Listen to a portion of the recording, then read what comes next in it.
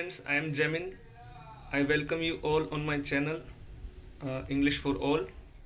In this video, we will discuss about the syllabus of Read English Language 2, Level 1 and Level 2. Okay, let's begin. इस video के साथ मैं आपको ये बताना चाह रहा हूँ कि मैं एक सीरीज़ शुरू करने जा रहा हूँ स्पेशली उन स्टूडेंट्स के लिए जो रीड की तैयारी कर रहे हैं और जिन्होंने इंग्लिश को या तो लैंग्वेज 2 या लैंग्वेज 1 के रूप में ऑप्ट किया है। अभी मैं इंग्लिश को लैंग्वेज 2 के रूप में जिन्होंने ऑप्ट किया है उनके लिए ये सीरीज़ बनाई है। इसके बाद मैं जिन्होंने इंग्लिश को लैंग्वेज 1 की तरह चूज़ किया है, ऑप्ट किया है, उनके लिए सीरीज़ बनाऊंगा। तो दोस्तों, अगर आप अच्छे से तैयारी कर रहे हैं तो मेरे चैनल के साथ पूरे समय जुड़े रहिएगा, डेफिनेटली आपको बेनिफिट होगा। ठीक है दोस्तों, सबसे पहले तो मैं आप सभी को शुभकामनाएं देता हूं और अपनी इस सीरीज़ को शुरू करते हैं। ठीक है दोस्तों, सबसे पहली इम्पोर्टेंट चीज़ होती है कि अगर हम किसी भी एग्ज़ाम की तैयारी करें तो उसके पहले सबसे पहले हमें उसके सिलेबस को अच्छे से रीड करना चाहिए, जिससे हमें ये पता चलता है कि हमें क्या पढ़ना है और क्या नहीं पढ़ना है। क्योंकि बहुत सी बार क्या होता है, हम कुछ अननेसेसरी चीज़ें ऐसी पढ़ लेते हैं जो हमारे लिए काम की नहीं होती। तो सबसे पहले तो हमें ये ध्यान में होना चाहिए कि हमें क्या क्या पढ़ना है। और उसके बाद सेकंड जो चीज़ हमें ध्यान में रखनी है वो ये है कि हमें ये तो पता चल गया अगर कि हमें क्या पढ़ना है, और दूसरी चीज़ हमें उसे किस तरीके से पढ़ना है कि हम कम समय में, ठीक है, दूसरों से अच्छा परफॉर्म कर सकें। कम समय में किस तरह से, किस डायरेक्शन में हमें तैयारी करनी है, ये चीज़ अगर सही आपको पता है तो आप डेफिनेटली अपने एग्ज़ाम में हमेशा सक्सेस को प्राप्त करोगे। तो दोस्तों, अपन एक बार इस सिलेबस को इस वीडियो में अच्छे से समझ लेते हैं कि किस प्रकार के क्वेश्चन आएंगे और हमें किस तरह से उनको पढ़ना है। ठीक है, तो दोस्तों आप देखोगे टोटल जो आपका सिलेबस है लैंग्वेज 2 का, उसमें 6 यूनिट्स हैं, 6 भाग हैं। यहाँ पर आप देख सकते हैं 2 भागों में मैंने इसको डिवाइड किया है। तो टोटल 6 यूनिट हैं इसके अंदर, और 6 यूनिट के अंदर आप देखोगे कि टोटल 30 क्वेश्चंस आते हैं अपने। तो एवरेज अगर अपन मान के चले तो हर यूनिट से 5 क्वेश्चंस आएंगे। एक एवरेज, ज़रूरी नहीं है ये हमेशा ऐसा ही हो, लेकिन फिर भी अपन एक एवरेज मान के चलते हैं कि 6 यूनिट है, 30 क्वेश्चंस आते हैं, तो 5 क्वेश्चंस पर यूनिट आएंगे एवरेज। ठीक है, अब देखिए सबसे पहले यूनिट को आप ध्यान से समझिए। पहली यूनिट है unseen prose passage, linking devices, subject verb concord and inference. Okay, तो इसमें क्या होगा, आपको एक अनसीन प्रोज दिया जाएगा, आपके सामने क्या होगा, एक प्रोज दिया जाएगा, एक गद्य दिया जाएगा। उस गद्य में से ही आपको लिंकिंग डिवाइसेस, जिसको अपन कनेक्टिंग डिवाइस भी बोलते हैं, कंजंक्शन भी बोलते हैं, उससे रिलेटेड क्वेश्चन पूछे जाएंगे। उसी प्रोज में से सब्जेक्ट वर्ब कॉनकोड, ठीक है, जिसको अपन सब्जेक्ट वर्ब एग्रीमेंट भी बोलते हैं, उससे रिलेटेड क्वेश्चन पूछे जाएंगे। और इन्फ्रेंसेस, इन्फ्रेंसेस का अर्थ होता है कॉम्प्रीहेंशन, इसको बोलते हैं अंडरस्टैंडिंग, कि आपने उस प्रोज को कितना अच्छी तरीके से समझा है। आपने देखा होगा कि अक्सर गद्य जब भी आता है, चाहे वो हिंदी में हो, इंग्लिश में हो, उसमें क्वेश्चंस आते हैं अवबोध के क्वेश्चंस आते हैं, ठीक है ना, कॉम्प्रीहेंशन के, जिसका आंसर उसके अंदर हो भी सकता है, नहीं हो सकता है, वो आपकी अंडरस्टैंडिंग पे डिपेंड करता है कि आपने उस प्रोज को कितना अच्छे से समझा है। ठीक है, तो उससे रिलेटेड क्वेश्चन होंगे। तो टोटल 3, पहली यूनिट में अपन को 3 चीज़ें तैयार करनी है। कौन कौन सी तैयार करनी है, तो लिंकिंग डिवाइसेस, ठीक है ना, अपन किसकी कौन सी है, लिंकिंग डिवाइसेस, सब्जेक्ट वर्ब कॉनकोड और इन्फ्रेंस। ये सारे टॉपिक जो है दोस्तों वो इंडिविजुअल उनकी मैं वीडियो बना रहा हूँ। आज तो केवल हम इस वीडियो में तो इसके सिलेबस के बारे में अपन डिटेल में देखेंगे। ठीक है, फिर दोस्तों दूसरा जो अपना यूनिट है वो है अनसीन पोएम। इसमें क्या होगा, आपको एक पोएम दी हुई होगी, आपको एक पोएम दी जाएगी। जैसे पहले यूनिट में आपको प्रोज दिया जाएगा, तो यहाँ पर आपको एक पोएम दी हुई होगी, कोई भी एक पोएम होगी, किसी की भी होगी। अब उस पोएम में से आपको क्या करना है, आइडेंटिफाई करना है। इसमें फिगर्स ऑफ स्पीच हैं आपके दोस्तों, ठीक है ना, कौन कौन से हैं, ज़्यादा नहीं है, केवल एलिट्रेशन है, सिमिली है, मेटाफर है, पर्सोनिफिकेशन है, एसोनेंस है, ठीक है ना। इतने फिगर्स ऑफ स्पीच हैं आपके। इसके अलावा अपन को किसी फिगर ऑफ स्पीच के बारे में नहीं पढ़ना, आप तो जानते हो बहुत सारे फिगर्स ऑफ स्पीच है।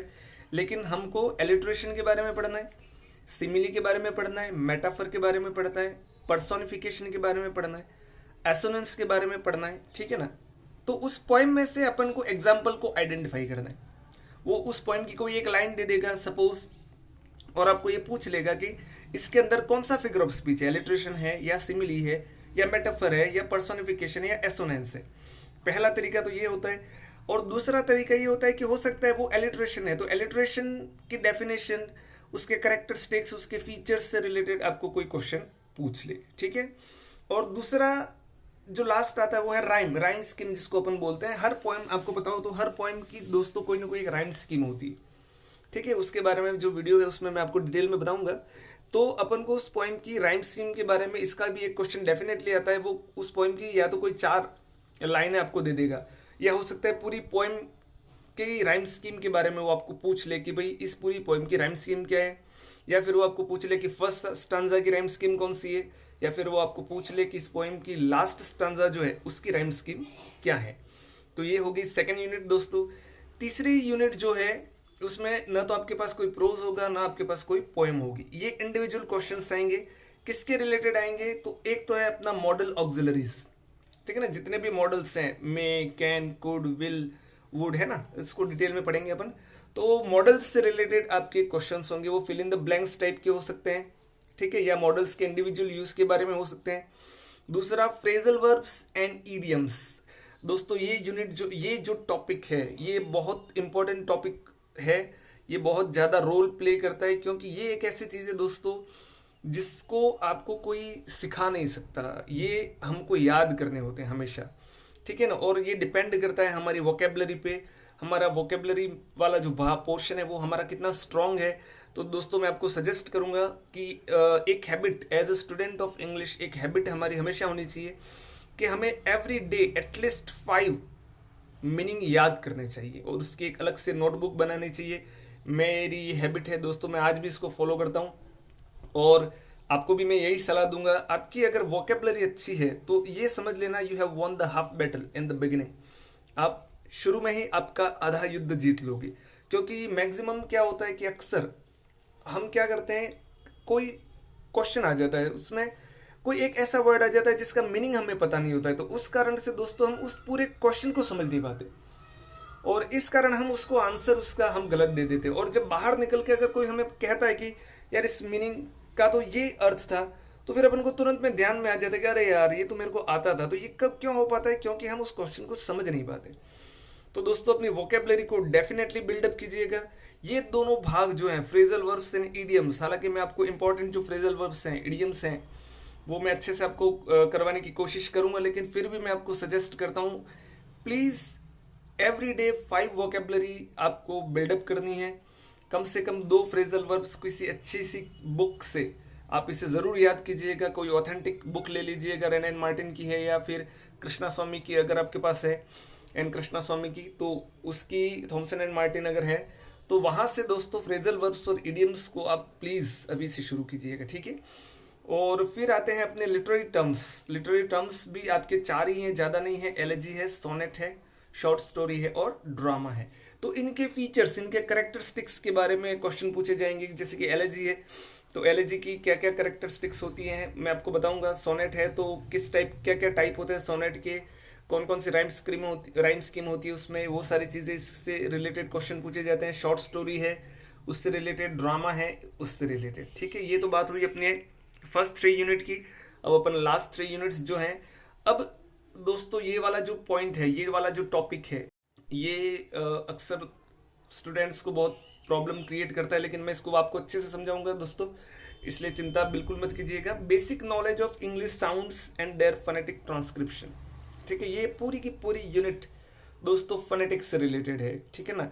इसमें आपको ये मान के चलो कि आपको वर्ड्स दिए जाएंगे उनको ट्रांसक्रिप्शन करने के लिए उनका, और जितने भी साउंड्स हैं अपने 44 साउंड्स हैं, उन सारे साउंड्स से रिलेटेड वोवेल्स जो हैं, कॉन्सोनेंट्स जो हैं, उनसे रिलेटेड क्वेश्चन पूछे जाएंगे। तो ये भी मैं आपको डिटेल में बताऊंगा दोस्तों। ये भी आपको प्रैक्टिस मांगता है, ये यूनिट, ये टॉपिक जो है वो बहुत ज़्यादा प्रैक्टिस मांगता है दोस्तों, ठीक है। उसके बाद ये लास्ट की जो 2 यूनिट हैं दोस्तों, वो हैं अपने टीचिंग मेथड्स अपन कह सकते हैं उससे रिलेटेड है, लेकिन इसमें ध्यान देने वाली बात यह है कि आपका एक भी टीचिंग मेथड नहीं है, इसमें एक केवल अप्रोच है, केवल टीचिंग मेथड आपके नहीं है। तो सबसे पहला टॉपिक तो इसमें प्रिंसिपल्स ऑफ टीचिंग इंग्लिश, ठीक है ना।